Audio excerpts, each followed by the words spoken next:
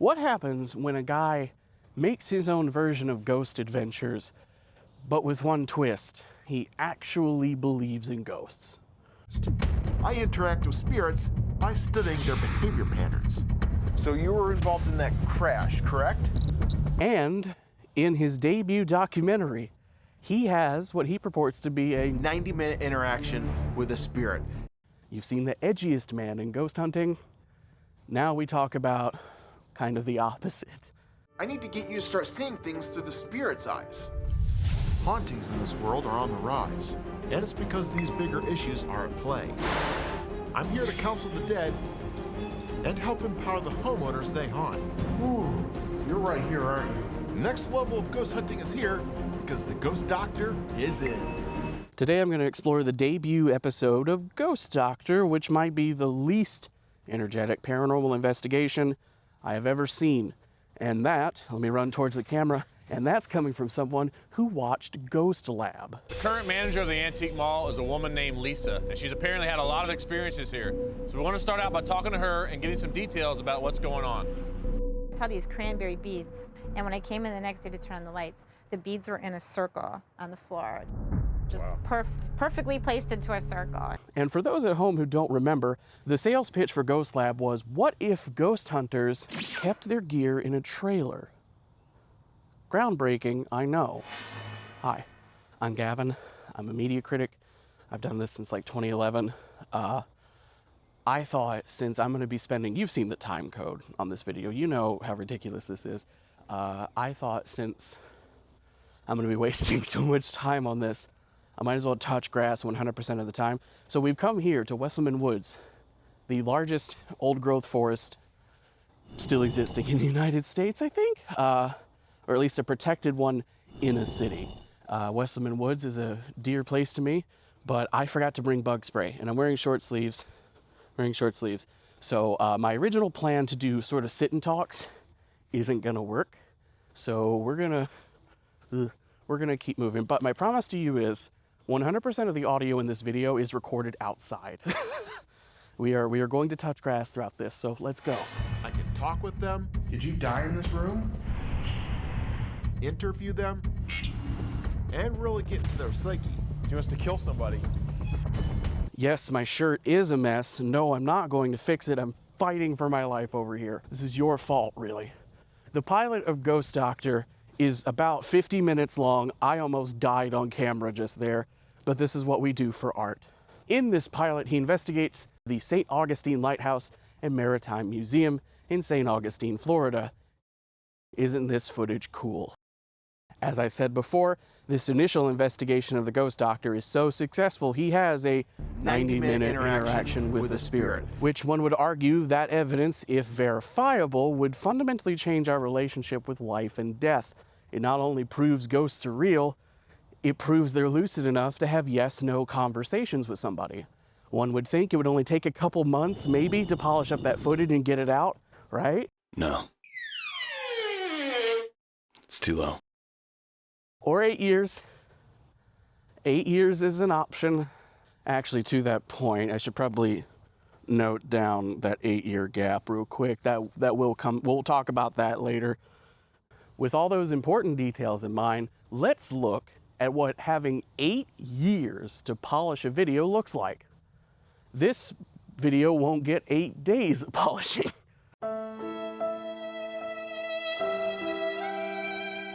Eight years to polish up the footage and steal every trick from the Ghost Adventures playbook.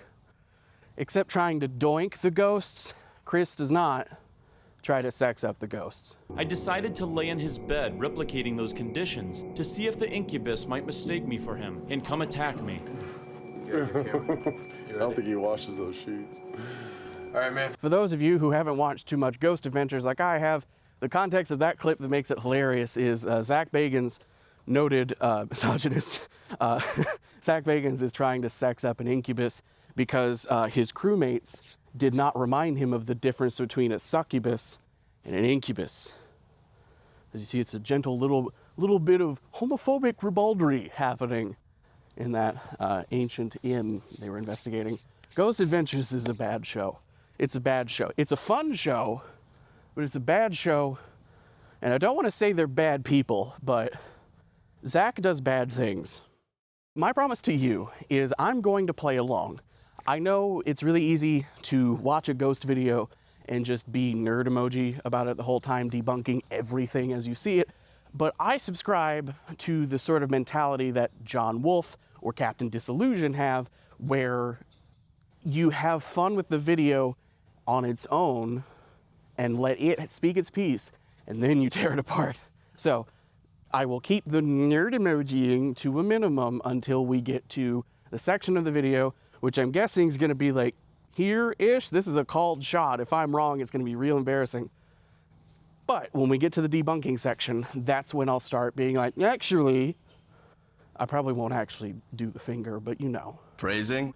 So whether you believe in the supernatural or you just watch supernatural stuff for funsies, I'm gonna try and keep it fun talking about Chris's video before we break down why Chris's video might have some issues.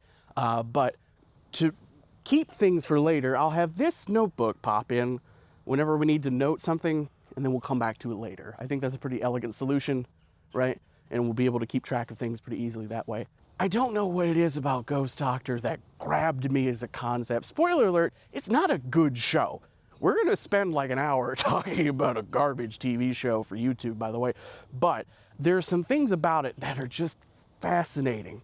They grab my brain and refuse to let go. Yes, I've had way too much Tylenol. Here's footage of me on a train.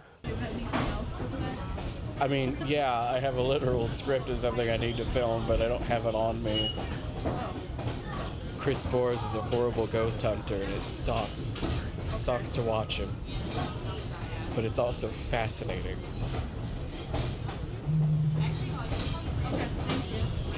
Now you're gonna go film out the window again.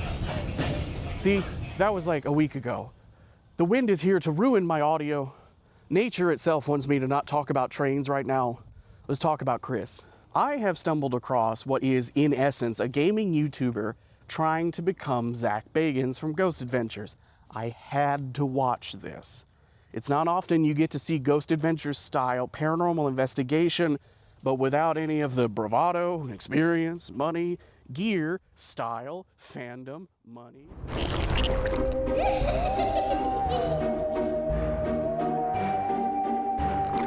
So to talk about Chris, we gotta talk about his inspiration. Travel Channel struck ghost hunting gold back in 2008 with a little show you might have heard of called Ghost Adventures. Paranormal investigation was gaining ground at the time, but it was on the Sci-Fi Channel mainly. The ghost wanted me to stop talking. Back in the 2000s, ghost hunting was taking off on television, but it primarily was on the Sci-Fi Channel with ghost hunters. Until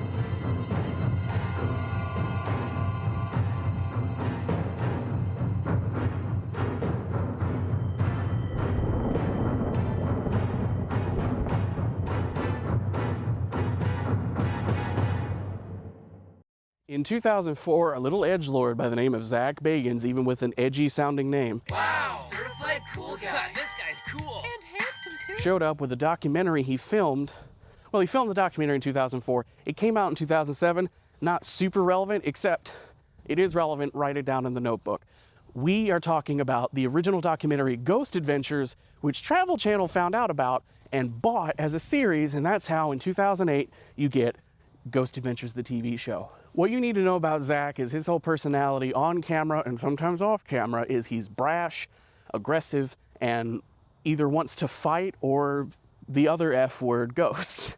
He regularly tries to sex up lady ghosts. It's uncomfortable. But Zak's whole sort of value prop is you're not just watching plumbers mill around a house debunking things by being like, oh, it's a draft through that door. As far as the DVR, Yeah. nothing. Nothing, huh? Nothing on the high eights. No piano playing? No audio. All right. Well, we did a good job, guys. Thanks for everything. Let's We'll go. go talk to her. I'm looking forward to talking to Pi. I think she's level-headed and she'll hear us out. 1 minute, 37 seconds later. I think it was just happenstance that you didn't catch anything. And maybe one day we'll get taps back and find out that the stuff's really real. You're watching some dude dressed like a Hot Topic run around small spaces, huffing carbon monoxide, getting possessed, and you know what? This isn't debunking. I just want to say this out loud. Personally, my opinion, legal, whatever, allegedly, whatever, reportedly, don't sue me, Ghost Adventures fakes evidence. Now, sometimes I think they actually genuinely fake evidence of a ghost, and sometimes they get so little evidence that circumstantial, they will film dust floating in the air and call it a spirit orb. And in later seasons of the show, they've had fans be like, spirit orbs are not a thing so much. They will show the most obvious footage of a bug you've ever seen in your life and say there is no way to debunk this as a bug because of how it moves.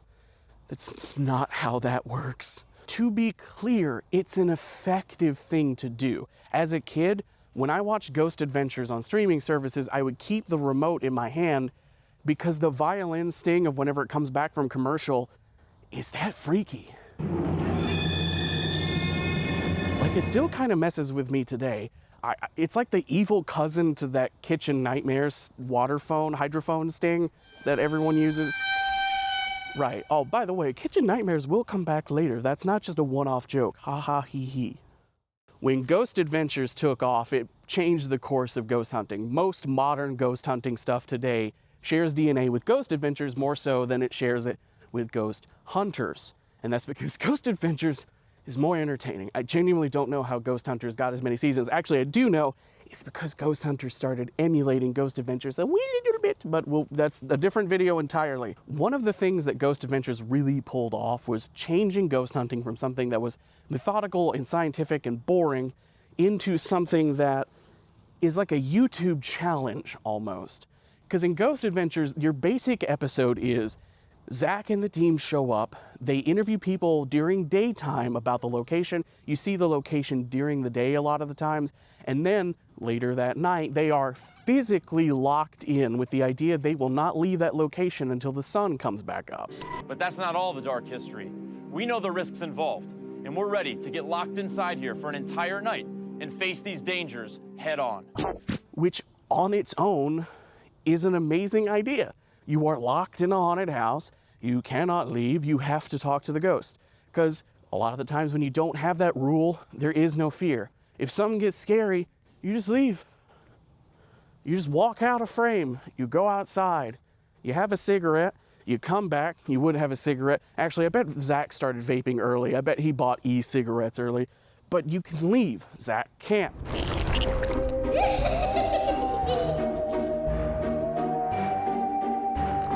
Hey, look at me, I'm a vlogger from like 2009. Let's talk about, well, the 2000s, because now, to establish Chris Bohr's career, we have to clarify where Chris came from. In 2004, a man by the name of James Rolfe, put down the comments, give me a second. In 2004, a man by the name of James Rolfe achieved virality of a kind that wasn't necessarily seen that much, where he would put on a nerdy shirt and pretend to be a character called the Angry Video Game Nerd. He was originally called the Angry Nintendo Nerd until he got a cease and desist from a certain company. AVGN took off big time in the forum days, and then in 2006, YouTube became kind of the de facto place to put videos, as evidenced by where this video is. So James started uploading those videos to YouTube. In 2007, Chris Bohr launched a new YouTube channel where he reviewed video games. His fresh new character called the Irate Gamer. The novelty of this game just wore off really quick, and my irate nature was running on all 4 cylinders. He started off reviewing Back to the Future for the NES. Of course, this immediately drew comparisons to a certain somebody. Now, I'm not here to litigate whether or not the Irate Gamer is an AVGN clone.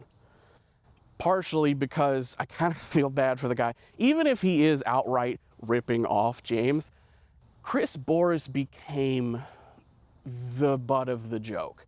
It was basically decided upon by AVGN fans that the Irate Gamer is the worst thing to ever happen. He became a punching bag of the internet. What do you think of the Irate Gamer? As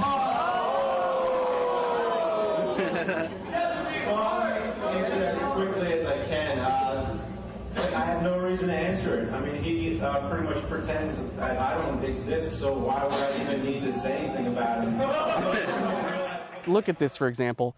In 2007, he uploads that Back to the Future review, saying he spent a year thinking about making that video.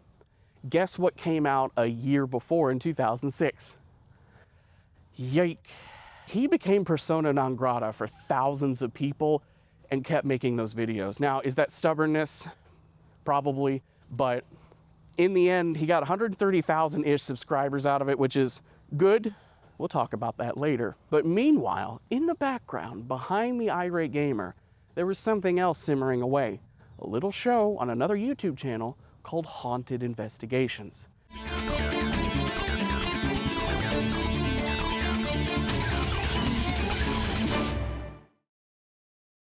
Ghost hunting has been a big part of how Chris Boris operates online. He loves hunting ghosts. There is no arguing that, and we're gonna put that in the notebook for later.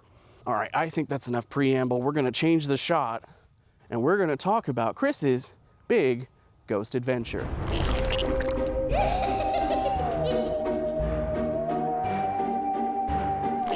I wanna explore this space a little bit. Chris, the Ghost Doctor Bors, kicks off things pleasant enough. He shows up at the St. Augustine Lighthouse and Maritime Museum in St. Augustine, Florida. Some lovely daytime shots. He shows off the place and he establishes a little bit of the local color by interviewing Matt, a local tour guide who will be with us for the rest of the video. Of course, Chris does this using basically every tool in the Ghost Adventures editing playbook. There's sound effects, there's transitions, wow, whoa, it's all over the place. There is this one cute little shot where Chris does the thing that Ghost Adventures tends to do, where they will mention a bit of evidence another ghost hunting crew got there before them, but instead of using that footage, it will be recreated. In Ghost Adventures, they use actors and they try to make it look as spooky as possible.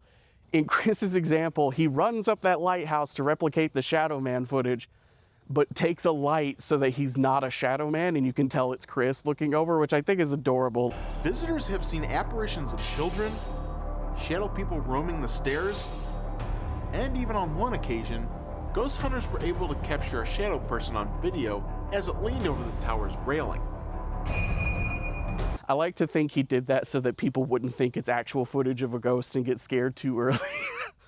Now, of course, I should note, after telling you about how Ghost Adventures locks the guys into the location, the lighthouse does not function as a lock-in. In fact, I don't think Chris locks into anywhere, really. But it should also be noted, modern Ghost Adventures doesn't really do that either. In that way, Ghost Adventures kind of suffers from its own success because they ran out of your standard asylums and houses that you can investigate in and be locked into overnight. And that meant they had to start going to places that are more outdoorsy and spread the investigation over several small areas that are not connected by a building. So they couldn't be locked in anywhere anymore. Hell, one of Ghost Adventures' creepiest early bits of evidence is this thermal footage from them being outside at Gettysburg. Now things are so bonkers. In the premiere of season 21, Ghost Train of Ely, they ghost hunt on a moving train. By the way, as your local train nerd, I'll just say that episode of Ghost Adventures it's something. It's pretty goofy. It's pretty goofy. It would take 4 comments for me to consider doing a video where I just talk about that episode. Not just because I'm a train nerd and that episode both delivers and doesn't deliver. I never have and never will beat the neurodivergency allegations, but even without the trains, that episode's kind of cheesy. It's a weird one to show someone who's never watched Ghost Adventures, that's all I'm saying. Anyway, back at the lighthouse. Outside of the editing style, there really isn't much that's creepy about the location. I'm not in frame. There isn't much that's creepy about the location. You can make lighthouses creepy. Movies and TV have done it forever. There's an excellent arc of Doctor Who set in a lighthouse. I will not talk about it because we'll be here 20 more minutes than we are already going to be here. I presume for safety reasons, Chris couldn't film at the actual light when it was time to do something fun and set PC during the nighttime portion. And it's kind of a shame because like the light is kind of the whole point of the place and we barely see it. It's in a couple of like B-roll shots, and that's it. Once the sun finally sets, we're now anxious to get inside and begin pursuing the paranormal. Anyway, back to the investigation. I think part of the lack of atmosphere to this early section of the video is due to the fact that Chris is imitating Ghost Adventures on a surface level, and he doesn't necessarily understand why Zak Bagans is doing the things Zak Bagans does. In Chris's video, the exposition section talking about the ghosts of the lighthouse and sort of the history of the lighthouse lasts about 5 minutes. Before I take you guys through the entire site, I do want to tell you guys something, and that's generally what I tell everybody when they come on the tour, and that activity really happens everywhere around here. We do get a couple of little tidbits later on in the video that aren't super important, but the exposition ends kind of early, and I know that's a weird complaint to make about something where you kind of just want to get to the fireworks factory early, but we do get to the fireworks factory pretty early in Chris's video, and it's not a good thing.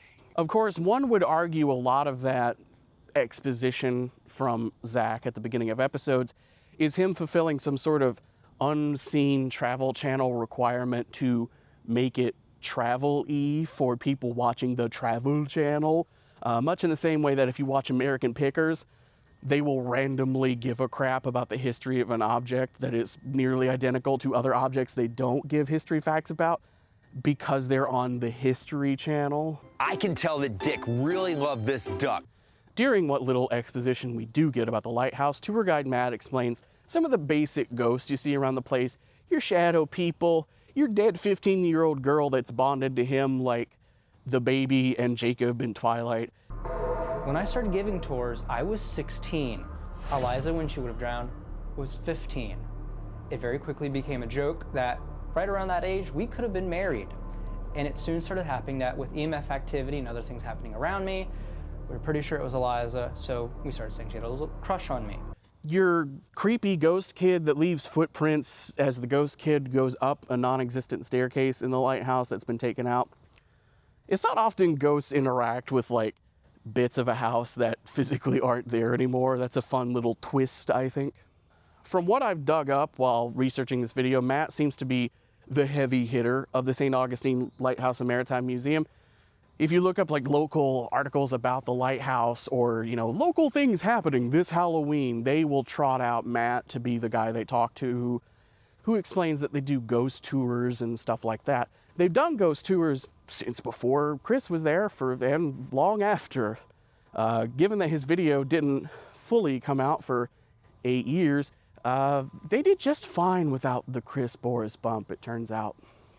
So during the setup phase, Chris gets his steps in as he gets caught in a loop of hearing a ghost up the stairs in the lighthouse, running up to see it, and then finding nothing. So he runs back down because he just heard the ghost beneath him. Did you hear that? Did you hear that? That's a girl voice. Sounds like the woman.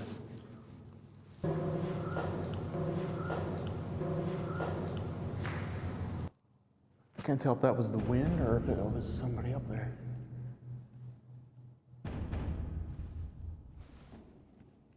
Hear that?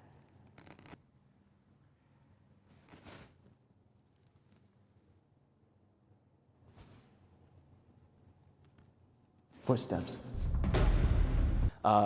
I have a pedometer on me somewhere.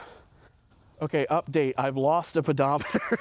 We're gonna go on a little scavenger hunt after I'm done filming to find a pedometer because I just bought that frickin' thing. Did I just drop $20 in the water somewhere? Well, this sucks. Keep an eye out, maybe you'll see it.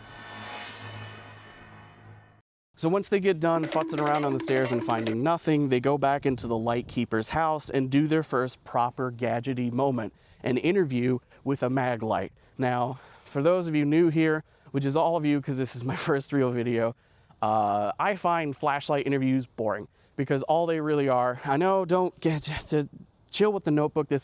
I won't debunk the flashlight, all right? It's boring. Even when Ghost Files like puts little shing on it to make it, oh, scary, your light turned on. It's like not really that scary. Me and Alan were asking if someone can turn this flashlight on, and seconds later it just powered on by itself. Whoa. For those who watch Ghost Files or John Wolfe's debunking of the Conjuring House, you don't need me to explain why the mag lights are the way they are.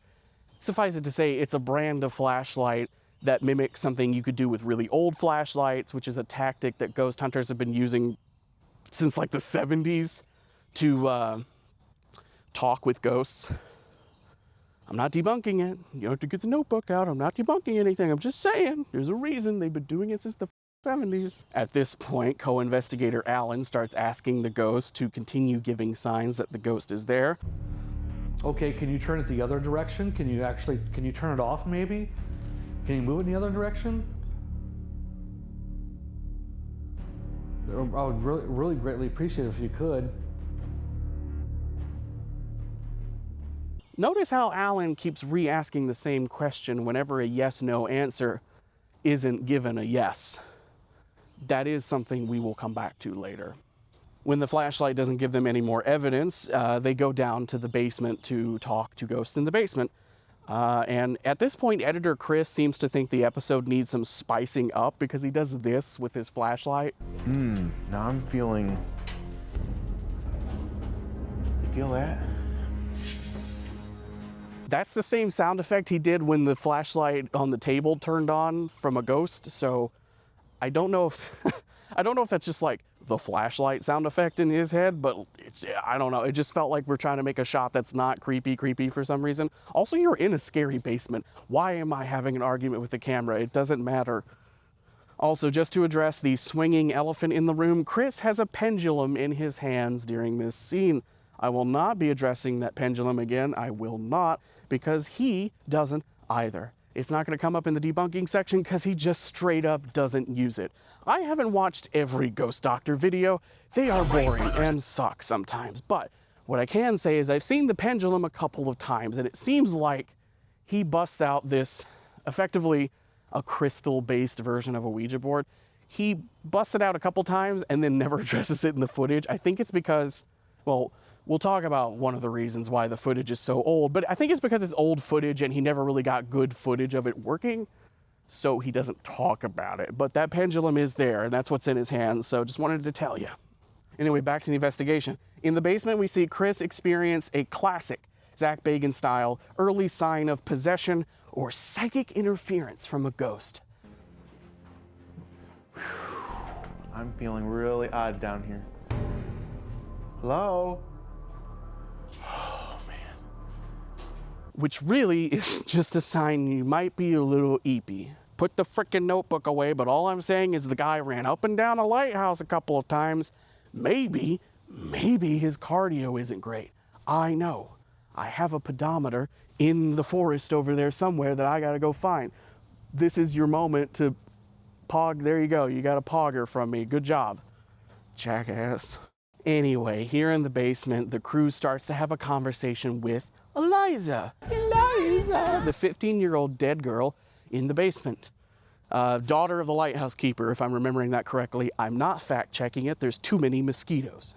Now, before I come off as too snarky, I do want to point out there's this genuinely nice little moment down in the basement where they're having the conversation with Eliza, and you get the shot over Alan's shoulder where you see Chris, and look at that. That is a man who is having fun.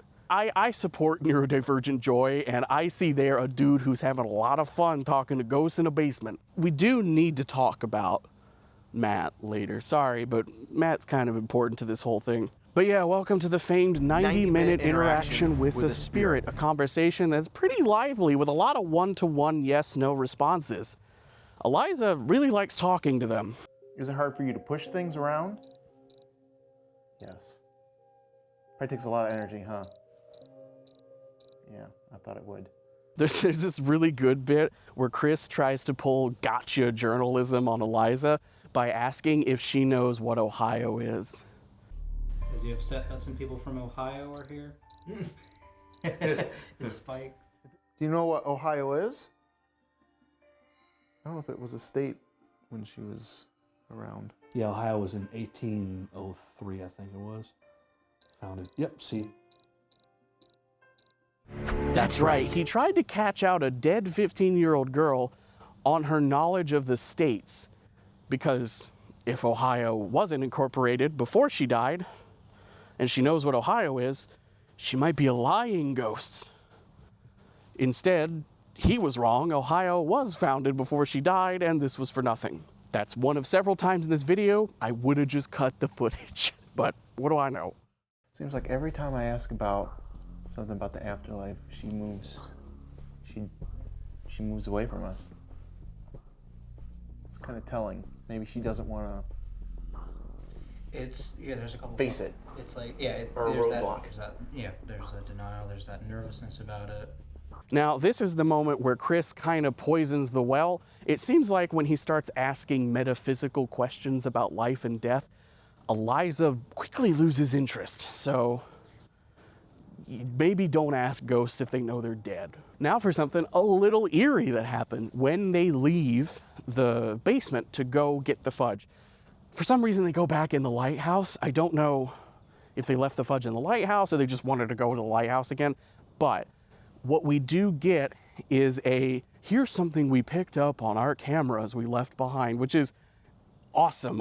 Whenever that happens in Ghost Adventures or any shows like that, it's always pretty good because it's usually just an unexplainable noise, which is pretty fun. In this case, earlier in the video, Matt established that one of the things the lighthouse keepers had to do, like a lot of lighthouse keepers at the time, is carry huge 40-pound buckets of oil up the stairs and put it in the light. Every now and then, we hear it being completely picked up and just dropped. That has a very specific sound, and they show us that sound earlier in the video. Then, also more intriguing is that during our K2 session, our camera in the lighthouse picked up this sound. Could this be the oil bucket being dropped that people report hearing? come on, that's a pretty good scary noise, come on. So while they're in the lighthouse getting the fudge or just getting distracted, the K2 meters start going off, and they have a conversation with the wandering spirit, which means it's now time to talk about what Chris has done to ghost hunting. Back in 2015, he published a book called Ghost Hunting 2.0, which I think is the first time he publicly established his classification system for ghosts. Ignore the fact that it looks a lot like a Pokemon type chart. One of the classifications in that chart is wandering. Here it is.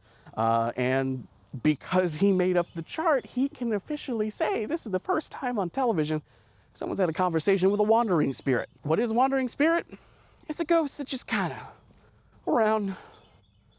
He's just got nowhere to be. He's got unfinished business, not sure where, but yeah, he's just here. He'll answer a few questions. Now, an unfortunate side effect is the wandering spirit is largely talked to by Alan. And Alan's methodology for interviewing ghosts makes him kind of sound like a guy who hasn't discovered uptalk yet, but once he does discover it, oh boy, he's gonna have fun with it. Elijah, is that you who's here? Are you a lighthouse keeper? Are you male? Did you used to work in a lighthouse? Were you part of the family that was here at the lighthouse? What do you want to be when you grow up? What's the right tip? Have you called a plumber to your home lately? How superstitious are you? Do you not belong to anybody that was here at the lighthouse and you're just a wandering spirit?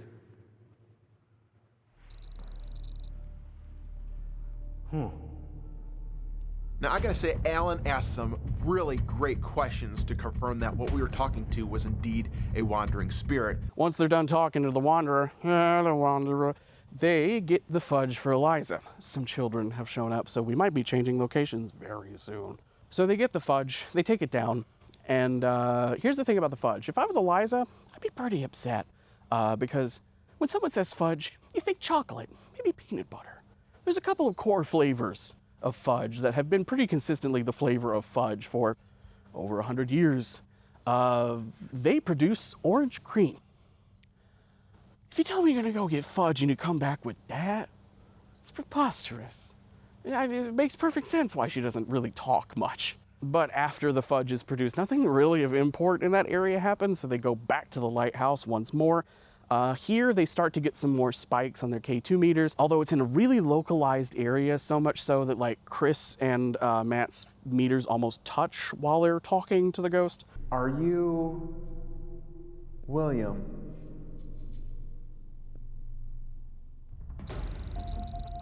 William?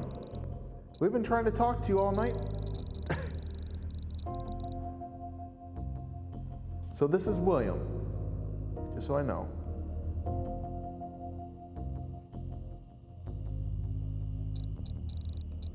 Okay, excellent. Now, I don't really think this is debunky to point this out. During this moment in the lighthouse, something happens with electronic interference because the mics that are being used in the scene start to do this sound. Well, my name is Chris. This here's Alan. Hey, William. Come a long way to talk to you.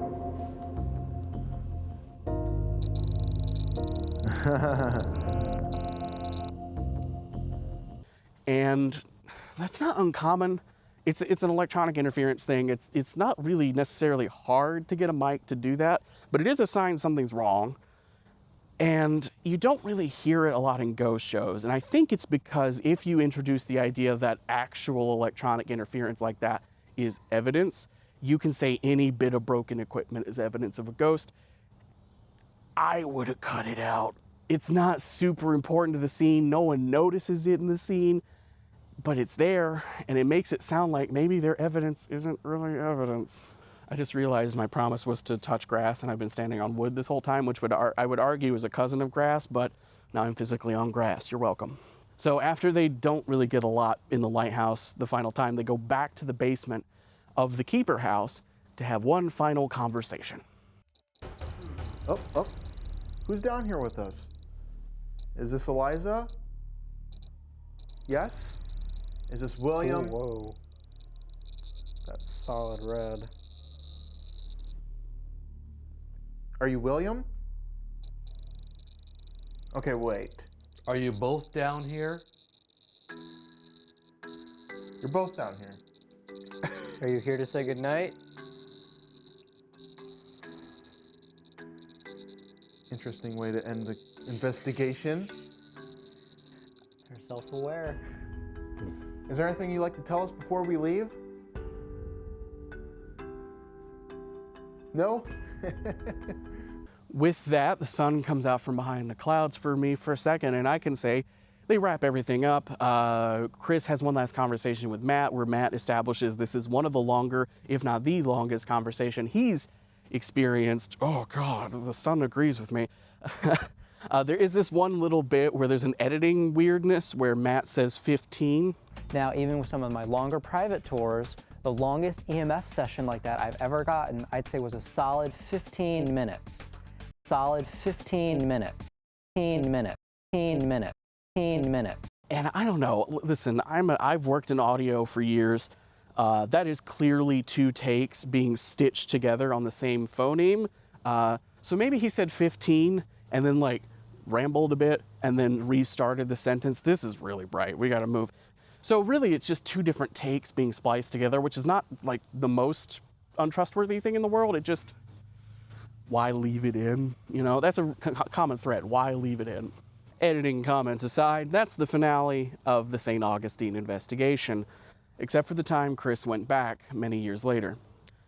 That's unimportant and will not be talked about. Don't look at the chapters in this video, you'll spoil your dinner. Okay, I know I made a promise to touch grass this entire video. I'm going to redo that promise as during the first part of the video, because families are starting to show up and they don't need me rambling about ghosts. So let's go to the woods. Welcome to my 2006 Volkswagen Jetta.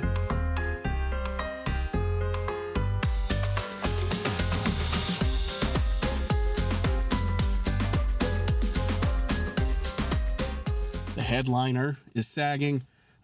It's filthy from me doing some repairs on it, and it doesn't have air conditioning. But what it does have is no kids around. I'm sure the audio sounds different too. This is it. I've done like 3 versions of this video already, much like Chris Boras. So we're gonna just roll with it. Welcome to the debunking section.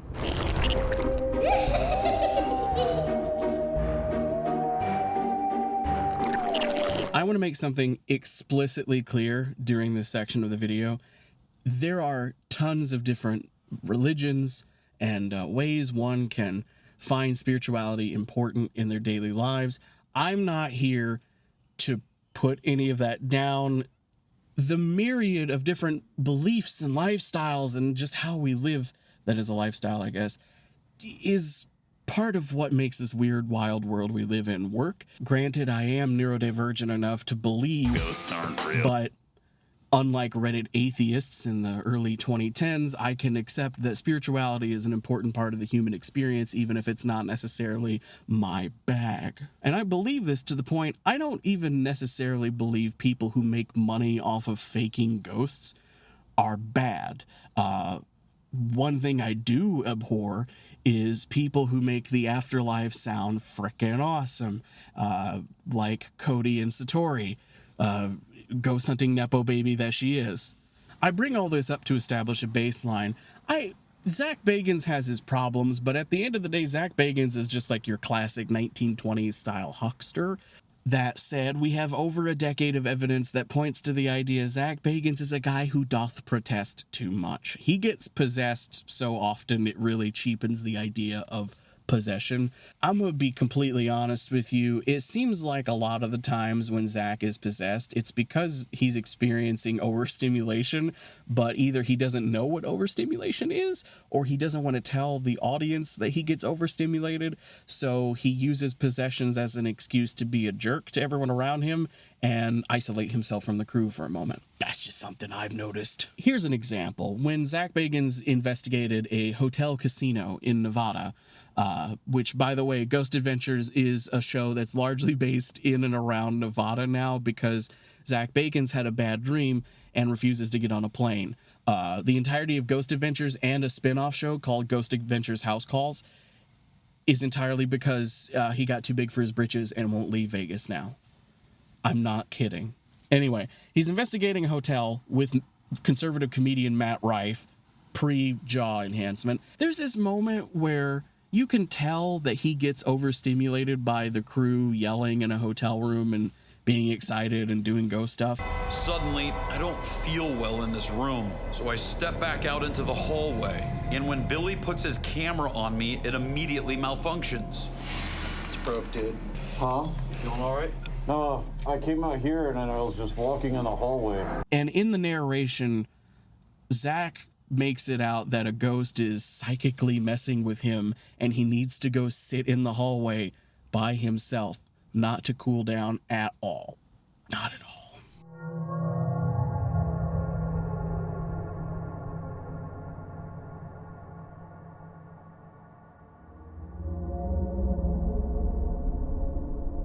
My point being is Zak Bagans might be faking evidence of the paranormal from time to time, but aside from the fact that he gets a little ghoulish and is doing stuff with, you know, stories of real people who came to unfortunate ends, there are worse things out there. He's not doing something that's necessarily dangerous to people's mental health or profiting off of a person's direct grief. There are worse role models in the paranormal world that Chris could have attached himself to.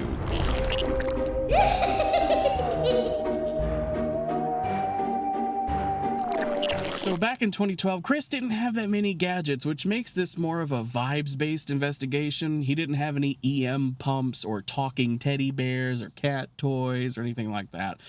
He just had K2 meters, his microphones, his night vision cameras, and a pendulum he doesn't use. There's something kind of refreshing about that. There's not a single REM pod to be seen, right? So there's way fewer things that can give false positives. That is a bit of a double-edged sword because basically the only ghost hunting gadget he does use is a false positive machine. This is a K2 meter. Fun coincidence, the one that YouTube uploader Rhine Labs is taking apart in this footage was assembled in St. Augustine, Florida. K2 meters are relatively cheap as far as ghost hunting equipment goes. The core premise is simple. The lights on the meter will light up whenever an electromagnetic field exists. I didn't say electromagnetic correctly there, and I have to address it, or people will address it in the comments. The core premise is simple. The lights turn on whenever it's near an electric field or a signal or something. This, of course, means you can light it up like a Christmas tree if you get it too close to certain devices. Take a look at this clip from Tree Tank's Dev that shows what electronics around his house activate a K2 meter. that remote control spikes the meter to the max. It sure would invalidate basically everything noteworthy about Chris's Lighthouse investigation if there were such a small electronic device as a remote control that one could keep in their hand quietly, easily, without making it look like there's something in their hand. And it sure would be invalidating to, say, a 90-minute conversation with a ghost if that 90-minute conversation happened to be really close to somebody whose hand is in a hoodie pocket almost the entire time. But that wouldn't happen, would it? If we go back to the beginning of the investigation when Chris is talking to Matt and we put on our critic hats this time, there's some stuff that feels a little off about Matt.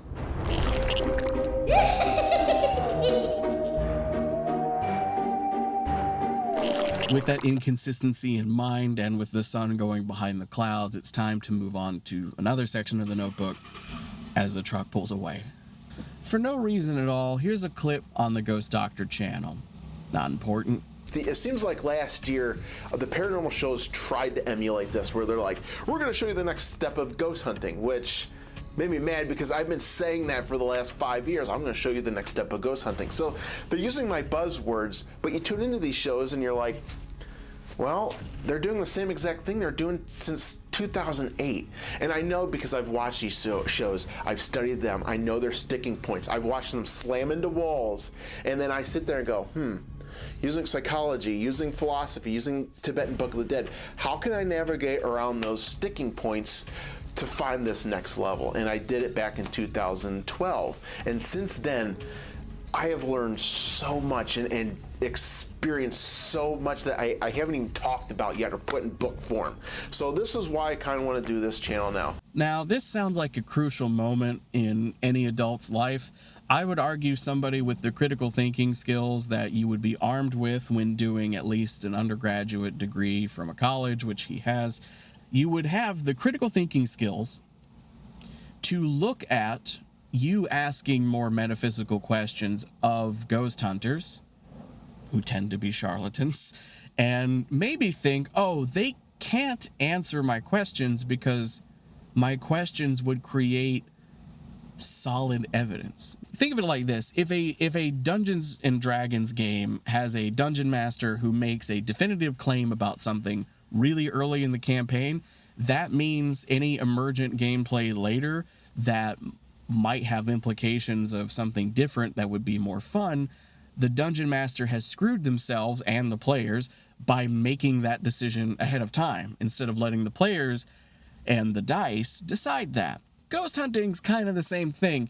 Any sort of discoveries about the afterlife or the paranormal are generally kept pretty vague, and any mentality or rules are flexible at best. Because if you say for certain this is how ghosts work, then the dozens of people out there who hunt ghosts for a living have maybe possibly completely different rules about how ghosts work.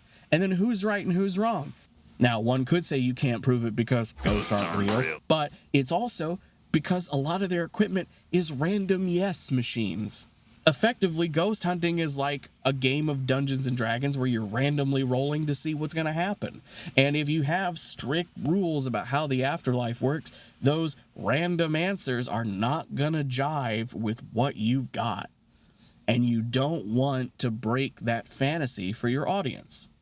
Whether someone truly believes in ghosts or is faking it for the fun of it, they understand that. That's why ghost hunters don't talk about metaphysical stuff like that in specific terms.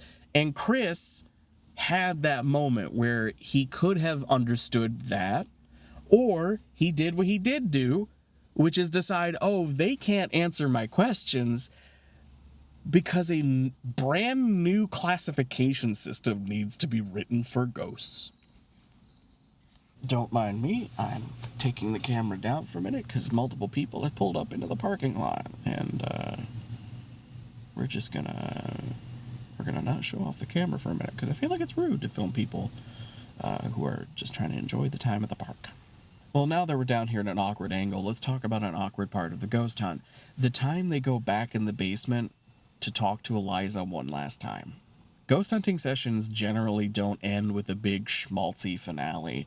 They generally end with a whimper, and then Zak Bagans has to come in narration and go back over all the evidence they found that day to remind you of all the stuff they saw, and then we sort of just fade out with B-roll footage of the location. And that's it. There generally isn't a literal ending where the ghosts show up and say goodbye. It doesn't feel like the end of a paranormal investigation. It feels like the end of a tour, where the tour guide does a little something to make sure it feels special for you, the person who paid extra for this special tour. And honestly, it's so corny, I can't like get mad at it. I don't fault people who fake ghost stuff. So if Matt is faking this, like, who cares? It's fun, right? This is all for fun. There's nothing scientific to be gained out of any of this. So yeah, he gave Chris a nice little ending, and that's fine. Phrasing? But of course, none of the other Ghost Doctor episodes I've watched while researching this video have that ending. Why? It's probably because Matt isn't there. He's the only constant to when things went well for Ghost Doctor. After that, it's just a bunch of fumbling around in the dark and then nothing happens.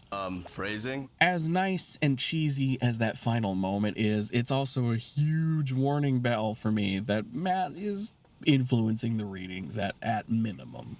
Every little bit of Matt saying something suspicious could simply be cut from the documentary and make it stronger, but Chris doesn't, and I think it's because Chris genuinely believes what Matt is saying. He thinks they encountered ghosts in that basement, and he thinks that ending is a nice little button that ends everything out and shows that things aren't quite so bad for the ghosts.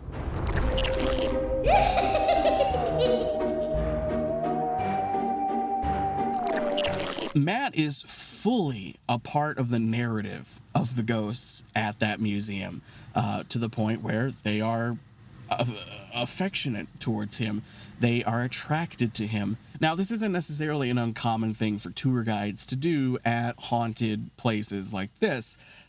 Take, for example, that time Danny Gonzalez went to the haunted hotel that's the inspiration for the hotel in The Shining. You can notice this certain type of character that happens, the tour guide who really loves ghosts. This is the third, possibly the fourth haunted building I've worked at. This is definitely the most haunted place I've worked in town. Generally, ghost hunting TV shows tend to play down the excited tour guide. They will usually include them in some way, but they won't outright let them drive the narrative. Usually they will give some snippets, but then the host will take the story told by that tour guide, retell it, and then edit around that. They started telling us a story about when Zak Bagans was there filming for Ghost Adventures. A big part of the Ghost Adventures episode at the Stanley was the carriage house, because that's where the hotel stores all of the mattresses that people have died on. Can you guess what the tour guides told us? Yeah, none of that's true. Yeah, the hotel doesn't store mattresses that people died on like they're saving them for something. They can make sure to pace things appropriately. YouTubers, on the other hand, don't have the luxury of all that time and equipment, so they tend to just let tour guides speak, and when you do that, you get to experience what it's like to take a ghost tour, which is you're paying a museum a premium to get a special tour, and the guide is going to do everything in their power to make sure that tour is extra fun. Whether or not that involves outright lying about ghosts is up in the air. So let's go back to Matt. Matt, as an excitable tour guide, makes himself basically a lightning rod for ghosts.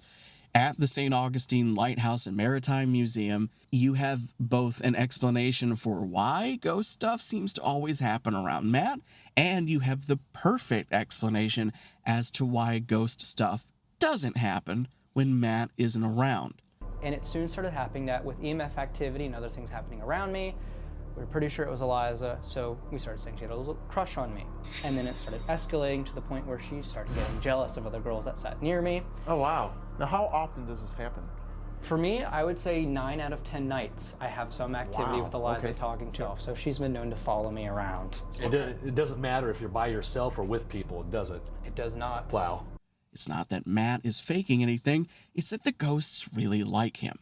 By the way, this isn't important, but it's the only place in the video I can put this. Matt and Alan seem to have a really weird vibe, and perhaps it's just me noticing something funny, but I feel like it stems from this moment early on where Alan's all stanced up like he's about to tackle Matt. I mean, look at the posture, the absolute unit energy coming off of Alan here.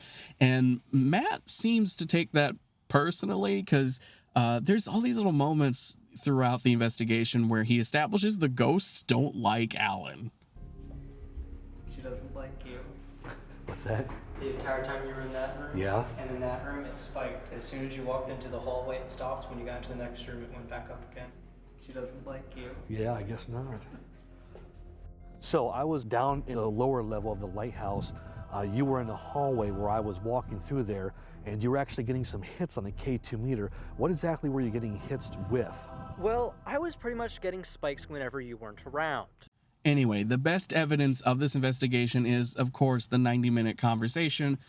A conversation of really strong responses where the K2 meter for sure goes off anytime a yes/no question is answered, and it's all on Matt's knee. There is a moment where Chris tries to move another K2 meter closer to Matt and then encourage the ghost to activate other meters in the room besides the one touching Matt's knee, but they don't really. The only real reading they get is when he moves a meter closer to whatever energy is setting off the one on Matt. Tell you what, why don't you use these 2 meters as yes and no? Use this meter as yes. Use this one as no. Can you do that? Hit that one if it's yes.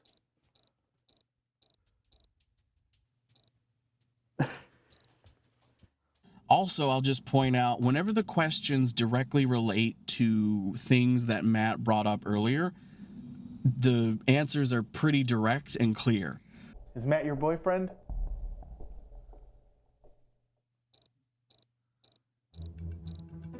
Is this Eliza we're talking to? Whenever the questions start to get metaphysical, like we established earlier, they start to get kind of non-committal or conflicting at times. Also, I really have to hammer this home. Whenever Eliza gives a direct, sure response in that conversation, it's highly likely at that time Matt's hand is in his hoodie pocket. I have no concrete evidence that Matt is faking anything.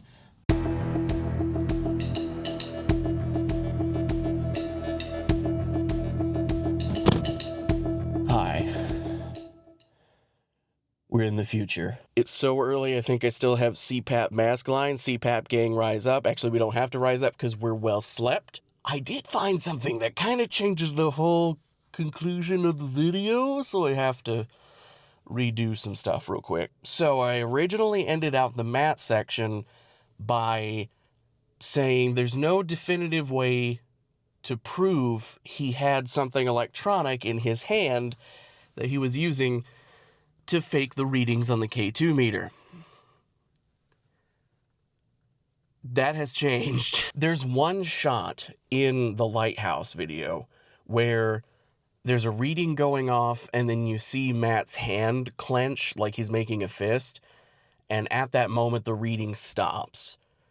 The problem is when I was writing the script, I forgot to leave an actual time code in Chris's video to go grab that clip.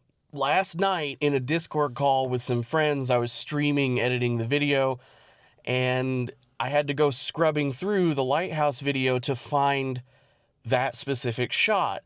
And I forgot where it was, so I was just watching the Eliza 90-minute interview, and then I saw something that changes this. Watch this clip. You know what we should do too is bring the food offering. A kid and fudge. Do you like fudge? We'll bring some down for you. Did you see it? Okay, we're going to do it again, but slowly. Now remember, the context of this is the answers started to get a little weak because Chris was getting off the tracks with, like, what's the afterlife like and stuff like that. And Chris is like, we should go get a food offering. Chris is not looking directly at Matt here. Watch Matt's hands.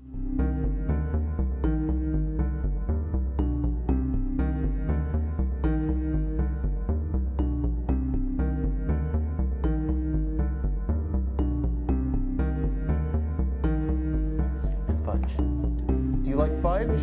We'll bring some down for you.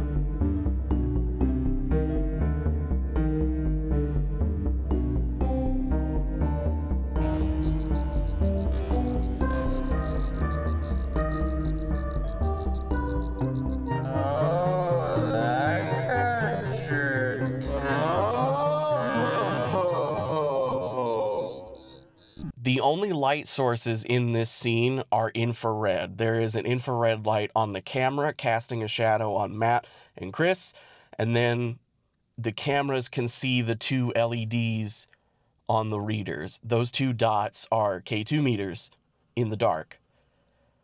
What's that dot?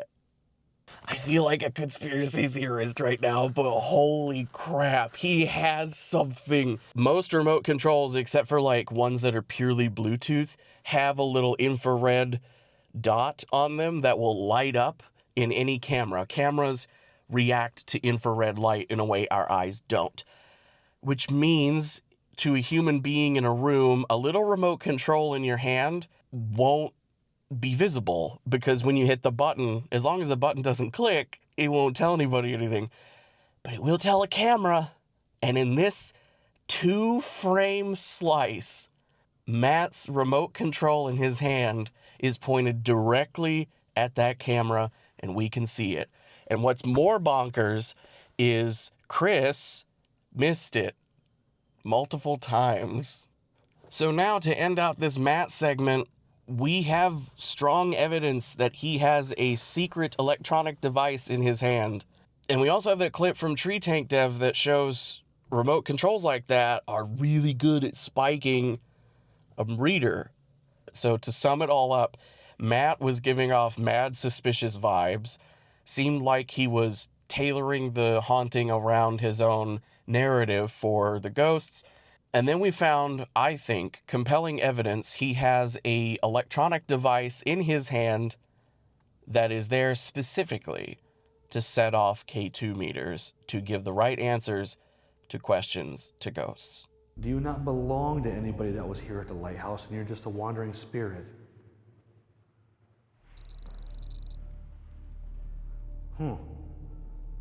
On that bombshell, time for the next segment.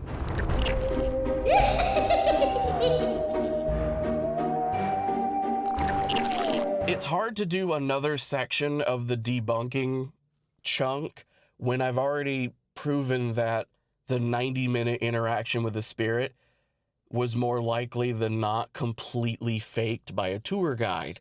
But there's some other things you don't know yet that even if I hadn't found evidence of Matt faking it, would invalidate a lot of this, so we have to talk about them still. First up, this is a really brief section where we talk about how Alan and Chris interview ghosts. You'll remember the note in the notebook, never take no for an answer, and that was the name of this segment. Wow. There are several times at the Lighthouse and in videos from the Ghost Doctor channel I've watched since then, where Chris and Alan will ask a question to a ghost, not get a response, or they're doing the thing where they record for EVPs and then play back the audio after the fact, where the question is so important to their own narrative about the ghost, they will ask the question multiple times.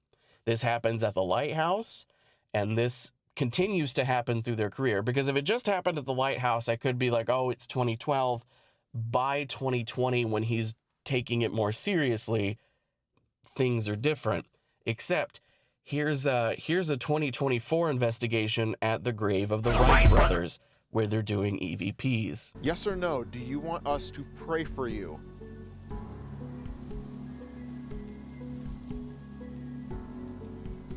Do you want prayers? Listen to that, yeah. Yes or no, do you want us to pray for you? No. Chris wants the ghosts to say something about being prayed for so bad. He asks twice, and he's not even trying to get a direct response from a novelist or something. He's recording it with a recorder, which, by the way, the recorder in his hand is the recorder from Ghost Adventures. I'm not going to go dig out the clip, but please trust me, you've watched this far. I have watched so much of this man, and I didn't meticulously note the time codes of everything. It's already been a part-time job editing this thing, so please, this one time, trust me without a clip to prove it. There is a point in Ghost Doctor videos where Chris brings out that Sony dictaphone that people call a digital recorder, because it technically is one, but it's a dictaphone. It's not meant to have high quality audio. He brings it out and brags to somebody in the room who doesn't know much about ghost hunting that it's the one from Ghost Adventures, and it's kind of rare in the Ghost Adventure fan community of ghost hunters because now it's so expensive. The reason it's so expensive is it's a really old, bad digital audio recorder, and there is one audience for it: ghost hunters. You can go watch John Wolfe's video on Ghost Adventures where he specifically debunks that audio recorder. It's, one, a really good video. Two, I don't want to go into the specifics of it because John Wolfe already has, and you should be watching his videos too. So while the Ghost Doctor guys might not be consistently never taking no for an answer, the fact that it happens at all is a red flag for me. Again, we do know about Matt now, but sort of I want to approach this beyond just the Lighthouse investigation and more of a holistic thing of, as ghost hunters, these guys are kind of fudging the rules. Let's talk about Chris a little bit.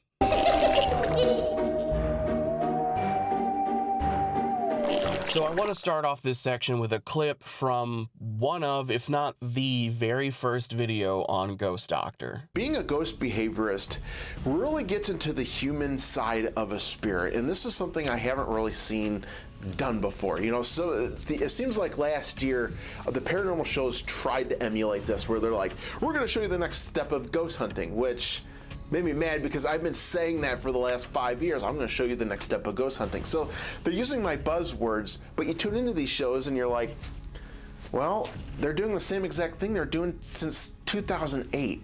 And I know because I've watched these shows, I've studied them, I know their sticking points, I've watched them slam into walls, and then I sit there and go, using psychology, using philosophy, using Tibetan Book of the Dead, how can I navigate around those sticking points to find this next level? And I did it back in 2012. And since then, I have learned so much and experienced so much that I haven't even talked about yet or put in book form.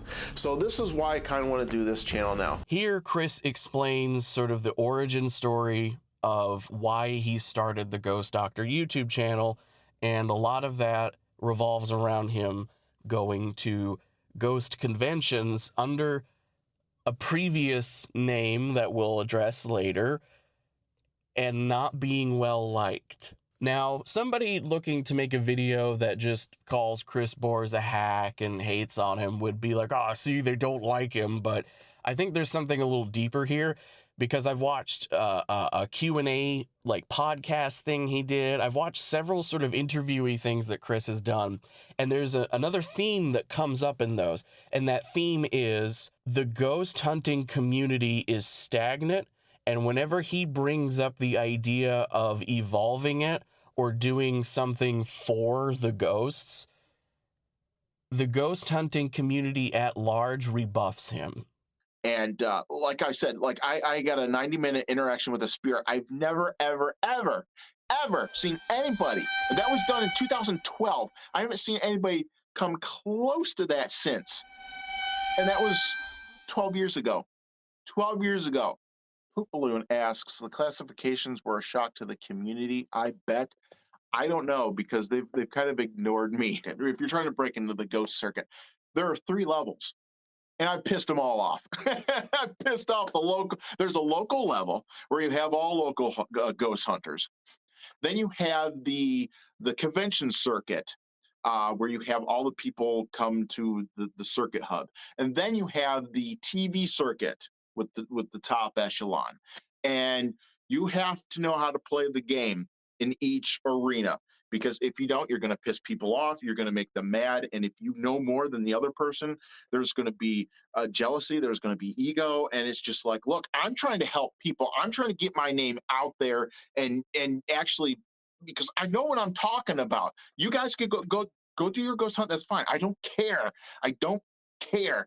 I just want to help people. Here's the thing. This is a point in an adult's life where if you have the critical thinking skills that a undergraduate degree, a bachelor's degree would impart to you, like Chris has, you should be able to clock, oh, maybe the reason ghost hunters can't answer big metaphysical questions about the afterlife, and maybe the reason ghost hunters haven't evolved how they classify ghosts since 2008 when Ghost Adventures started, is because there is no profit motive to do that. If you start answering Beetlejuice-esque questions about the afterlife, what makes you a better ghost hunter than somebody who is intentionally not breaking that kayfabe and keeping things vague on purpose? Think of it like Dungeons and Dragons, right? Stick with me on this one. So for those who live under a rock, Dungeons and Dragons is a fantasy tabletop role-playing game. It's actually not that good. There's hundreds of independent games out there that are much, much better, and the rules don't suck and need to be homebrewed constantly. I'm getting off topic. Point being, you get a few friends around a table, they all play different characters in this fantasy world, and one person is the game master, the dungeon master, specifically in Dungeons and Dragons, and it's the dungeon master's job to prep a bunch of like lore about this world they're playing in and make up non-playable characters that people can interact with and all that. So basically, one person's performing and the other ones are also performing, but they roll dice to influence what their characters can do. A good dungeon master or a good game master of a tabletop game in general has improv capabilities and is able to twist and mold what they previously knew about the world, but the players don't know, to fit what the players think they know now, because what the players think they know is the most important. They are the audience. You want them to have a good time and to feel like they were a part of a collaborative story. Now, sometimes that does mean the dungeon master has to do things the audience thinks they don't like, such as getting rid of a player character because they did a dumb thing on purpose and died. But it is in the dungeon master's best interest to appease the party, not themselves. Ghost hunters understand that in this scenario, the audience are the players, and you can't screw the audience. But the audience wants random chance involved. But instead of the audience rolling dice, the random chance is the ghost hunting devices. So when you walk out with a bunch of false positive machines like an ovilus, like a pendulum, like a K2 meter, you are going to be asking questions, usually yes/no questions, to the air that the ghost then responds to. Even if you think ghosts are real, you are acknowledging that ghosts have the ability to completely unravel the worldview that you're writing down in your little book and selling at conventions. So Chris, at that sort of inflection point of when he decided to make Ghost Doctor, had a choice. He could be like, oh, they're all faking it. I should be faking it too, because that's the reality of ghost hunting. Or he could do what he did do, which is double down on the idea that the reason ghost hunting is stagnating is because all the ghost hunters who are popular have huge egos, which I'm not disputing, I fully believe that, and they don't want to make things better, or they can't think of anything to make things better, and he has. Chris reminds me of that one tech executive who got AI psychosis so bad, he started vibe coding a new form of quantum mechanics and genuinely thought he was figuring something about the world and physics out because the machine designed to tell him he's a good boy and oh so smart told him he's a good boy and oh so smart. I think Chris genuinely believes in this stuff. There's so much evidence to it that me recorded in the past is about to get into, But to summarize some of that so we can cut down the length of this video a little bit, Chris seems to genuinely believe in demons. He seems to genuinely believe ghosts exist. He does not seem to be into making Ghost Doctor to make money. How do I know that? The Ghost Doctor has 5,000 subscribers over 5 years. Now, I would argue me making hyper niche video essays probably isn't going to get anywhere near that traffic, but in the scale of someone like him who has done stuff that is way more popular, including something we haven't talked about yet, that's not that great. I don't think Ghost Doctor's making that much money. And if it's not making that much money, he's doing it for the love of the game. And if he's doing it for the love of the game, he's intentionally or accidentally missing stuff like footage of a tour guide clearly faking ghost evidence. Okay, it's almost time for work, so I need to switch back to the me from a week ago. But before I do, I want to say, this video has some negativity in it. I think it's an entertaining video, but it is me saying somebody's big ghost hunting video that is the cornerstone of his whole ghost hunting persona isn't good. So I'm going to balance that out with a partner video to this one. It'll probably come up a week after or so. I'll say in the comments when I know more concrete, but I'm gonna get a list together of ghost related media or just Halloween appropriate media in general, and just make a quick rundown of here's some things I like to watch around this time of year that would scratch the same itch of if Ghost Doctor was good. I might even recommend a Ghost Doctor episode for you to watch to sort of cement in your brain what Ghost Doctor is like without investing an hour of your time into it, more than the hour-ish of your time you're investing in my thing about it. That math works, right? Anyway, legitimately, I gotta go get to work. So thank you for watching this sort of intermission. This was your break. You can go grab snacks and stuff. For the rest of the video, we're gonna be getting into the mentality of Chris and some concerning things about how Chris carries himself as a ghost hunter before we finalize everything and go home. Thanks.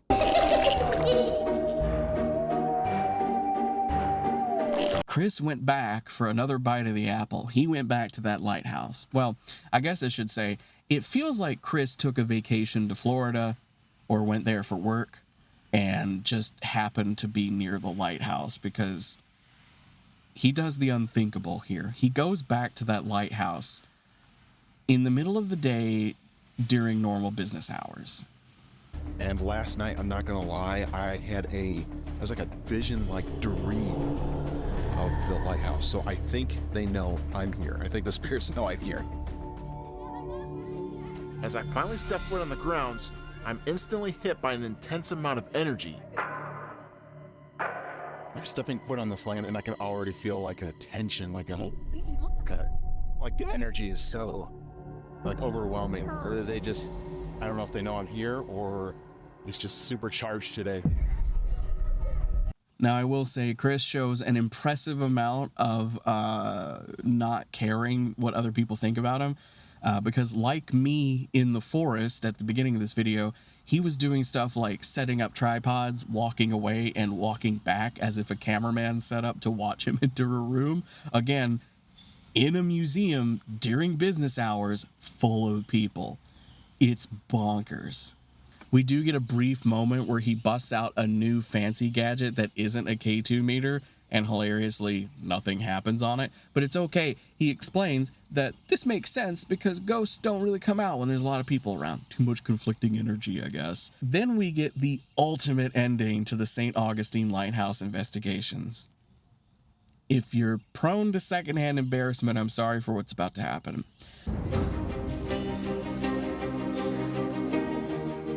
When I pray for spirits, I like to use both cleansing and healing mantras to cure any ailments and scars of the past that exist here. Chris prays for the ghosts, and he uses special effects to make it seem like he set off a god bomb that cleansed the lighthouse. And as I prayed, I instantly felt all the overpowering energy I felt previously slowly begin to subside. My prayers were definitely having a profound effect on these grounds. Now, I will say he doesn't clarify if he just sort of made the vibes better at the lighthouse, or if Eliza's down in that basement like that dream sequence in Terminator 2, just getting eradicated by his Jesus powers. I don't know. During this video that's less than 5 minutes long, it seems like really the only reason Chris is there is to pray for the ghosts, which is interesting because he doesn't do that in 2012 at all. Since launching the brand in 2020, Chris Boris has published 2 seasons of Ghost Doctor videos. A majority of them are built from footage from previous paranormal things he's done, re-edited with Ghost Doctor intros, and new talking to camera segments with modern Chris talking about what he found at those locations. Chris really loves iterating on existing content, all while imitating someone else's vibe, in this case specifically Zak Bagans and Ghost Adventures. And in doing so, Chris shows he has a good dose of that 1920s huckster energy that Zak has. Chris loves being the world's first at something. Here's 3 things he's claimed to be the world's first at doing. He has the world's first 90-minute interaction with a spirit. He's the world's first ghost behavioralist, something I think Casper from 1995 would like to have a word with him about. It's Dr. James Harvey, therapist to the dead. And he's also got the world's first mobile altar for ghost hunting purposes. That's right, that thing behind him in the footage you've seen today is a mobile altar, which is just a cart with a bunch of religious paraphernalia from different beliefs from around the world. It's pretty rough, man. It's pretty rough. And those claims work for some people, I guess, as evidenced by all of the legally questionable re-uploads of local news segments he puts on the Ghost Doctor channel and the Irate Gamer channel occasionally, much to the irate response of Irate Gamer fans, or, you know, people who hate Irate Gamer and say they hate it, but they also watch every single thing he puts up. That kind of nonsense. Much like a good portion of ghost hunting footage, Chris's news appearances work as a flex as long as they are shown to his intended audience, which is people who don't necessarily have a lot of context on what it takes to be on the news in a local affiliate. For instance, Toledo has a population of fewer than 300,000 people. Local news affiliates in smaller cities generally are starving for stuff to fill out special interest segments that pad out the actual news. If you can at all prove that you are quirky or interesting and in the local community, such as a ghost hunter who does ghost tours at local places all the time, it's pretty easy to end up in the regular rotation of locals who show up on the news. And it's pretty clear that WTOL in Toledo has Chris on semi-regularly, especially around Halloween. Actually, hang on. Looking at this footage, it looks a little familiar. Almost like we need a new segment.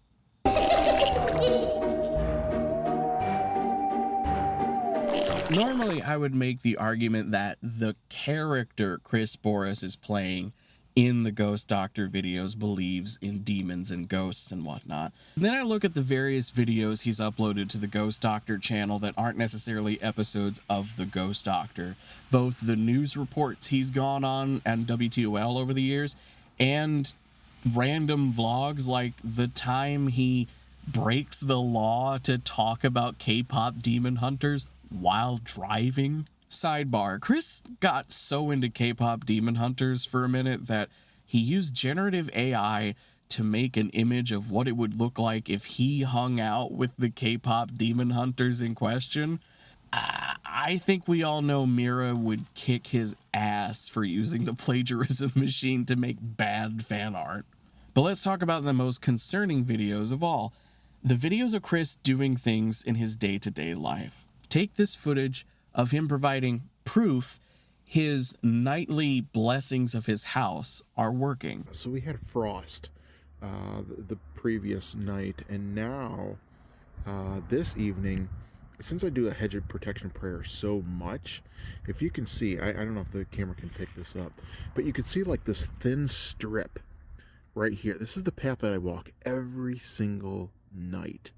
You see that, right? That's a grown man telling the camera he does something every day, walking around his house in the exact same path, something that would create a desire path in the lawn. He's trampling the grass in the same place every single day. Yeah, look at this. It goes right around the house. This side too. It's not over here. It's not over there. It's just right here. And I walk this pattern every single night. Which would then cause that grass to collect dew and morning frost in a completely different way from the grass around it. But no, clearly the way that frost formed is evidence he's blocking demons. Blocked and reported. Hello, I'm back in a different parking spot that looks like I'm on the surface of the sun given the white balancing. I have watched far more Ghost Doctor content than the average person. I know this in part, and sorry Chris, this is not meant as a dig. Ghost Doctor hasn't really done super well. In the 5 years it's existed so far, it has racked up 5,000 subscribers. The K-pop Demon Hunter video he rushed out, breaking the law to do it that fast, he's got about 500 views on that, and 4 of them are from me. I don't think Ghost Doctor is even meeting the monetization requirements that YouTube has. With all that in mind, I know good and well Chris Boris, actual person, separate from any in-character content, is extremely good at emulating something someone else did successfully. I know that not just because Irate Gamer exists, or him imitating Zak Bagans for 5 years. I know this because his real moneymaker is this. Yep, Chris's biggest modern YouTube paycheck is, as far as I can tell, a largely harmless kids' toy review channel. He identified a trend, he hopped on it, and it has rewarded him greatly. He's making content that is iterative of other people's, and he's making a ton of money off it without really hurting anyone else. I have no problem with the Steve Puppet situation, but it does mean he has something significant that funds a passion project like Ghost Doctor, and that's what I think Ghost Doctor is. A passion project, something he genuinely wants to do for the fun of it, much like the video you're currently watching. Speaking of iterations, let's talk about what he made before he made Ghost Doctor. Haunted Investigation predates even Irate Gamer, with some episodes of Haunted Investigations getting re-uploaded to Irate Gamer. That's kind of a running thread throughout the years. Whenever he tries to do something Ghost Hunter-y, he puts it on the Irate Gamer channel in hopes that some of that fandom will bleed over into Haunted Investigations or Ghost Doctor or whatever he's doing. Except instead of continuing forward and making net new investigations, Chris seems to just iterate on iterations.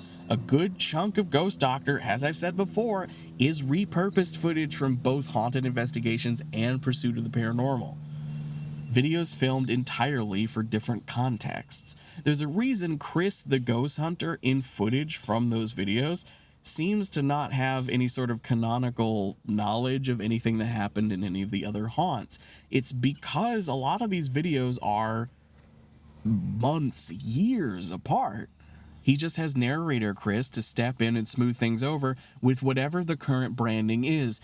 In fact, remember back at the beginning of the video when I made that little 8 years joke? One would think it would only take a couple months maybe to polish up that footage and get it out, right? No. It's too low. Or 8 years. 8 years is an option. Now, where have I heard about a ghost hunting TV show that got its start as a documentary that was edited for several years and then uploaded with the intention of starting a TV show? Where's that? It turns out Chris Boris didn't spend 8 years editing the St. Augustine footage. The Lighthouse footage was originally released as a documentary called Pursuit of the Paranormal in October of 2013. Yeah, so this Saturday at the Collingwood Art Center, I have a documentary that I'm showing for the very first time. It's called Pursuit of the Paranormal. Specifically debuting it at the Collingwood Art Center, somewhere he has done ghost tours at before and even filmed a future episode of Ghost Doctor at. Or it could have been a Pursuit of the I don't know when the it's hard to tell. He doesn't always say exactly when the footage was filmed, so I don't know, but he did film at Collingwood at one point. Point being, Ghost Doctor is so close to Ghost Adventures, it matches up in these ways. Both series started as investigations filmed years before they were distributed as a documentary. Both feature near identical editing philosophies. Both purport to provide proof of the paranormal beyond reasonable doubt, and neither do. And both star a guy claiming to be innately special in some way. Zak Bagans' whole thing has been, since the beginning of Ghost Adventures, I didn't used to believe in ghosts until I got face to face with one. My name is Zak Bagans. I never believed in ghosts until I came face to face with one. You wanted us, you got us. Chris's way of being special is inventing a whole new version of psychology that he is the world's first in, so he gets to make up all the rules. It appears there was an attempt made by Chris to wipe Pursuit of the Paranormal off of the internet, but he forgot a few of the videos and I found them, so we at least know that exists. He left up episode 4, an investigation at the Toledo airport that he later made into an episode of Ghost Doctor that is boring. You shouldn't watch it. What we can really know for sure is this dude freaking loves hunting ghosts and the activities associated with hunting ghosts. As such, he seems fascinated with the idea of re-editing old footage to try and make those investigations work as a TV show. After all, when you truly believe in ghosts and you don't fake evidence, investigations can tend to run together because nothing really happens. An uncharitable read of Ghost Doctor mainly using old footage is Chris is just trying to milk ad revenue, but as I've already established, the Ghost Doctor channel can't really make ad revenue. The only really way he can profit off of Ghost Doctor is stuff he sells on the Ghost Doctor website, which does include, there's a mosquito, it does include house cleansings where you pay to unlock videos where he explains how to use burning sage and stuff like that, problematique by the way, to cleanse your house of demons and ghosts. You can also pick up Blu-rays of Ghost Doctor that don't look like he's making them himself at all, and Blu-rays of the Irate Gamer, because he's got those sitting around anyway. You might as well throw them up in the other shop, right? I think it's all because the dude just really likes doing this. He just doesn't know or have the ability to make much new stuff with it. And whenever he does make new stuff, he doesn't find any evidence because he's not faking it. But that also means to fake the funk and make it cool, he has to take stuff. We've already noticed that he's yoinking footage from WTOL and using it in the Ghost Doctor intro from the Lighthouse video, but there's a little something else in there too. I've seen many spiritual situations spin out of control. Maybe I need to find another home. That kills me even thinking about that. And I'm here to educate them on what to do. I need to get you to start seeing things through the spirit's eyes. This therapy session is fascinating to me. It looks like he stole footage from other reality shows to edit together a conversation with him. And I think it betrays what he wanted Ghost Doctor to be if it had become a TV show. Here's what I think Ghost Doctor would have been if it had gotten picked up by a TV network. Half Ghost Adventures, half Kitchen Nightmares. Now, Gavin, what the hell does that mean?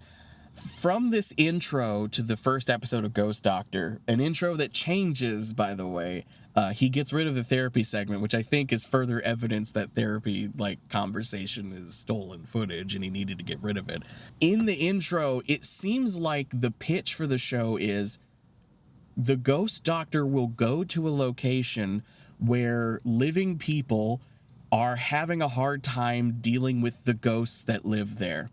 And much like Bill Pullman in Casper, the Ghost Doctor will show up, talk to the ghosts, and then report back to the people who own the house or whatever and tell them how they can live with the ghosts while also diagnosing what's wrong with the ghosts and telling the ghosts how they can live with the people. It is just the plot of Casper. I'm not joking. That just seems to be what the intro is implying happens in your average episode of Ghost Doctor. The problem is, most episodes of Ghost Doctor are reused footage from years before he had that idea So he doesn't actually have footage of him having a therapy conversation with somebody at a haunted location. He has footage of a haunted lighthouse. My thumb cracked there. I can't make Northern Lion stop talking, hang on. So in the end, the Ghost Doctor is what you get when someone tries to emulate the vibe of Ghost Adventures, but doesn't fake the funk like Ghost Adventures does. So all he can use is real evidence, not stuff invented for the show. See, something you gotta keep in mind is Zak Bagans is a manipulative dude, a toxic dude, a very masculine dude, to the point where there are research papers about Zak Bagans' toxic masculinity. No, I'm not joking. Here's one of them. For example, let's look back to this 2017 incident at the Goatman Bridge. You all right? What happened? Dude, I just got something just came at me. Oh, I'm coming. Where are you at? What was that? Equipment tech Aaron, historically the most bullied member of the Ghost Adventures crew, falls down. This is not an uncommon sight.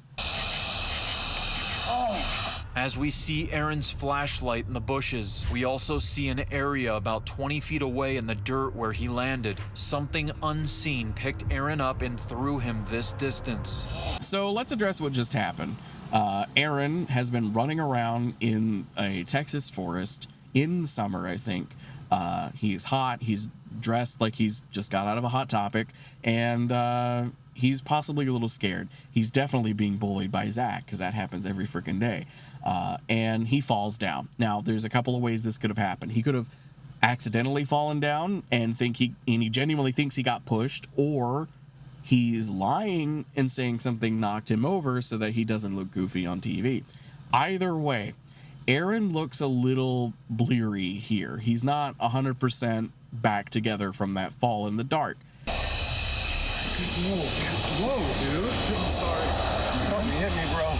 Zak immediately swings into action in establishing some sort of narrative around this. I got hit, and next thing you know, But you look at your IR light is right here. You understand that? okay, then this is where I was. Your camera's a good 20 feet back there. That's where you landed, bro. This is where you were.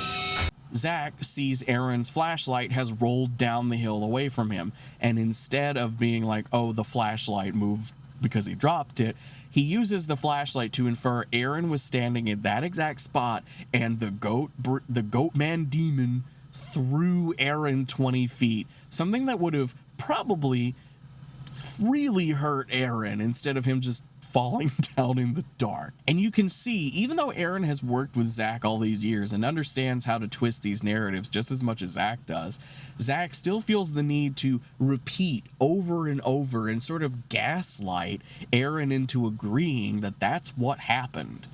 Which, in a weird way, is why I find Chris Boris so fascinating as a ghost hunter, because he doesn't do any of that. He's, in a way, a better person than Zak Bagans on camera. The Ghost Doctor doesn't do shit like that. The St. Augustine investigation is the closest that Ghost Doctor ever gets to having a real hour-long episode of television.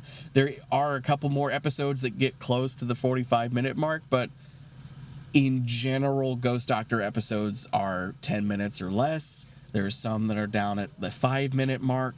And we might feel like we're getting towards the end of the video, which means I have to talk about one more thing, because unfortunately, Chris has emulated Zak Bagans for so long. Now he's emulating late career Zak Bagans, so we gotta talk about the museum.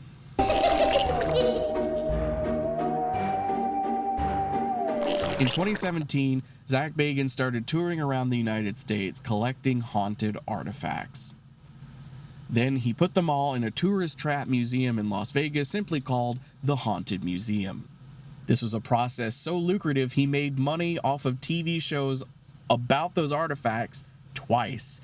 Deadly Possessions, which was a travel show following him buying all the artifacts, and then The Haunted Museum, which was a Discovery Plus show involving Eli Roth, where fictionalized accounts of why those objects are haunted were made and put on TV.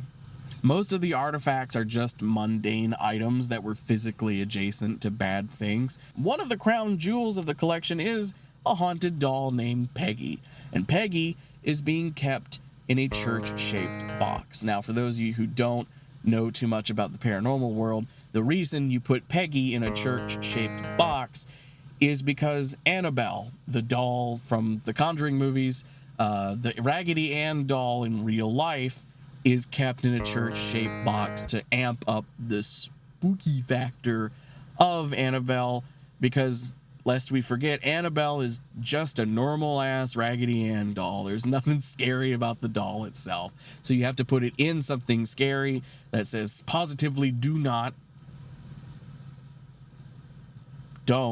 How would one cheaply emulate a museum that's full of artifacts, most of which are just in poor taste, and they just have little placards with exaggerated or entirely fictional descriptions about why that thing is scary?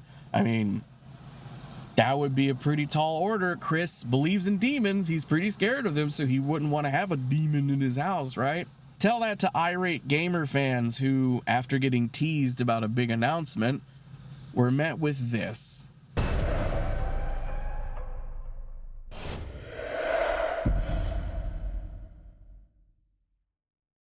I just can't help myself. We're gonna need some sort of comment montage. This is worse than Rex Viper. You have anything to say for yourselves?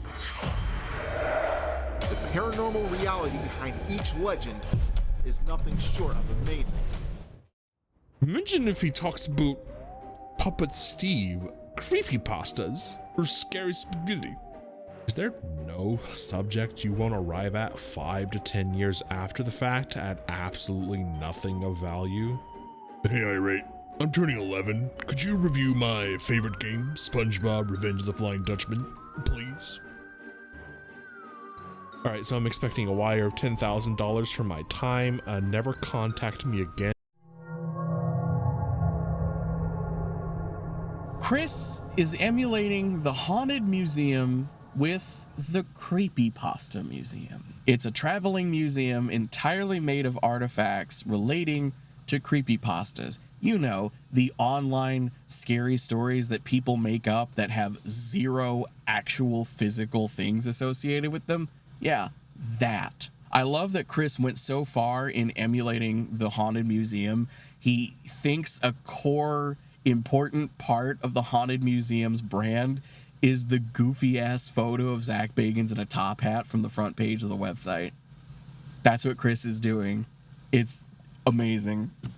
This man has a slender mannequin. This man ripped the label off an N64 cartridge and scribbled Majora on it in Sharpie to make it the cartridge from Ben Drowned. This man either purchased or made by hand a Sonichu medallion, and that's his Peggy. He put a Sonichu medallion in a Annabelle church box. Are you fucking kidding me? As of this recording, the Creepypasta Museum has made its debut. Alright guys, Chris the Ghost Doctor here, showing off the very first Creepypasta Museum ever, and which is going to be showcased the weekend of September 20th at the Cleveland Gaming Expo, and you have to see it to believe it. I have tons of pieces on display. I'm going to show you a sneak preview now. He did go to the Cleveland Gaming Classic as a special guest, and according to him, set up that museum. He also made a Ghost Doctor video about the Sonichu medallion. It's painful to watch. There's a reason I'm not using clips. It's rough. Let's keep it to the Lighthouse.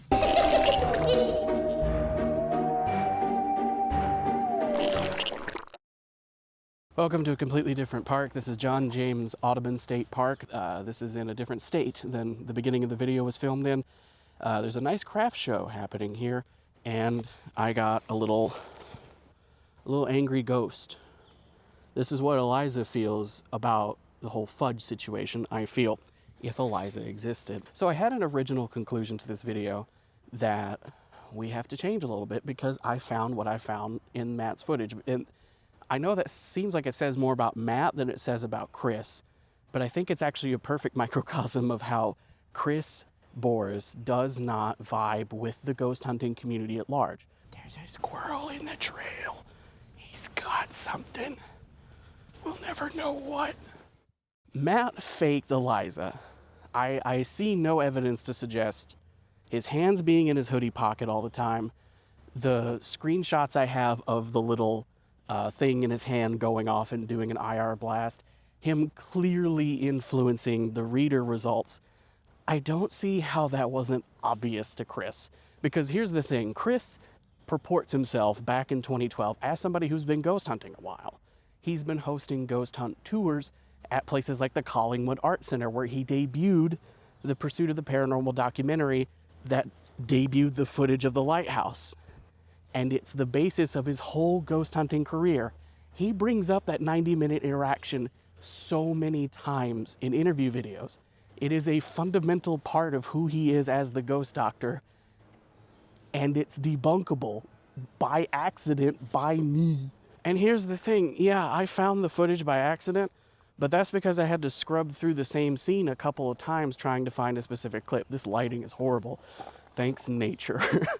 I had to scrub through the same scene a couple of times, and I found it just because I'm an editor and I notice stuff like that. Chris has had to edit that footage many, many more hours than I have.